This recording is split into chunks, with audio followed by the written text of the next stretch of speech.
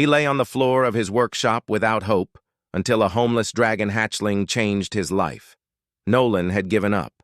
The workshop floor was cold against his back, covered in a fine layer of metallic dust that clung to his jumpsuit. Above him, the ceiling panels flickered with dying bioluminescent strips, casting shadows that danced like ghosts of better days. His workshop, once the pride of Station Kepler 7, where he'd built atmospheric processors that kept 12 colonies breathing, now stood silent except for the hum of failing life support. The Galactic Consortium had seized everything: his patents, his designs, even his reputation. They'd called him a fraud when his revolutionary oxygen converter had failed on Titan III. Never mind that their own inspectors had approved the faulty parts.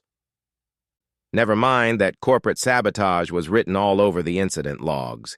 Humans were still the newcomers in galactic society, barely 2 centuries into their integration, and newcomers didn't win legal battles against trillion credit corporations. Nolan closed his eyes. Maybe he'd just stay here until the station recycled his lease, until they came to throw him out like yesterday's waste. A scratching sound interrupted his spiral into despair.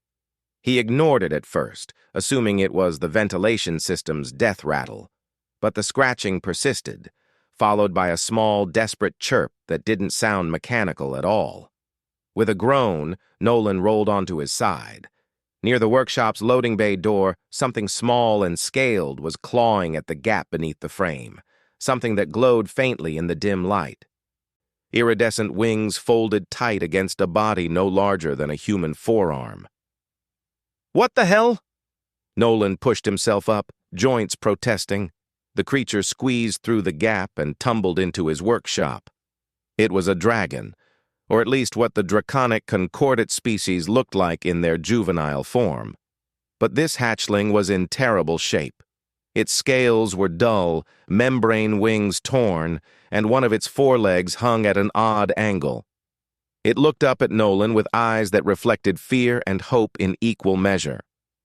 "No, no, no." Nolan backed away. "You can't be here. If they find out I'm harboring a concordate refugee—" The hatchling chirped again, more weakly this time, and collapsed. Nolan stood frozen. The draconic concordat were one of the most powerful species in the galaxy. Their hatchlings were supposed to be protected, cherished, raised in crystalline nurseries with round-the-clock care. What was this one doing alone on a human industrial station? The creature's breathing became labored, rasping, dying. Damn it! Nolan knelt beside the hatchling. His hands, trained for precision engineering, moved on instinct. The foreleg wasn't broken, dislocated. He could fix that. But the creature was hypothermic and malnourished. It needed warmth and nutrients. For the first time in weeks, Nolan moved with purpose. He carried the hatchling to his workbench and activated the thermal pad he used for heat-sensitive components. While it warmed, he rummaged through his emergency supplies and found a nutrient paste meant for long station outages. Dragons were protein-based, right? It would have to do. The hatchling's eyes fluttered open as Nolan carefully manipulated its shoulder joint. With a soft pop, the leg settled back into place. The creature hissed, not in anger but in relief, and tentatively licked the nutrient paste Nolan offered on his fingertip. "Easy," Nolan murmured. "Small amounts. Your system's probably in shock." As the hatchling ate, Nolan noticed something else. A brand burned into its underbelly. Not a concordate family marking, but a serial number, a smuggler's mark. His jaw tightened. Someone had stolen this hatchling, probably to sell on the black market. Draconic juveniles were worth millions to the right buyer, private collectors who didn't care about concordate law. But something had gone wrong, and the hatchling had escaped, ending up in the bowels of Kepler 7. The dragon chirped again, but this time it sounded almost content. It curled against the warmth of the thermal pad, wings tucked, and looked at Nolan with trust that felt undeserved. "I can't keep you," Nolan said.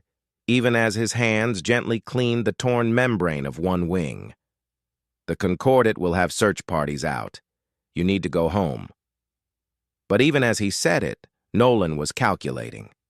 The smuggler's mark meant this hatchling couldn't just be returned through official channels. The consortium had enforcement contracts with station security.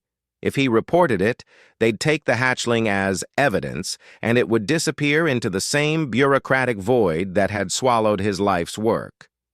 The hatchling made a sound, almost like a purr, and Nolan felt something crack inside his chest. The wall he'd built around his heart since the accusations, since the trial, since losing everything. "Okay," he whispered. "Okay. We'll figure this out." Over the next 3 days, Nolan's workshop transformed. He fabricated a secure enclosure with proper temperature controls. He hacked into black market databases, carefully, using every privacy trick he knew to trace the smuggling ring. And he watched the hatchling, whom he'd started calling Spark for the tiny flames it coughed when startled, grow stronger. Spark was curious, intelligent, and surprisingly affectionate. The dragon would perch on Nolan's shoulder while he worked, small head tilted as if understanding the delicate repairs Nolan made to salvaged components. And slowly, Nolan began to build again, not out of obligation or ambition, but because Spark needed things. A better heating system, a mineral supplement dispenser, a climbing structure. He was designing a water recycler when his workshop door chimed. Nolan's blood froze. He glanced at Spark, now hidden in the enclosure behind a magnetic shield. The door chimed again. He opened it to find a woman standing in the corridor. She was young, maybe late 20s, with dark hair tied back and eyes that held the same haunted quality Nolan saw in his mirror. She wore a pilot's jacket marked with independent trader patches. "Nolan Rivera?" she asked. "Depends who's asking." "My name is Naomi. I'm looking for a stolen draconic hatchling, and I think you might be the only person on this station who'd actually help rather than sell it." Nolan's mind raced. Trap? Genuine ally?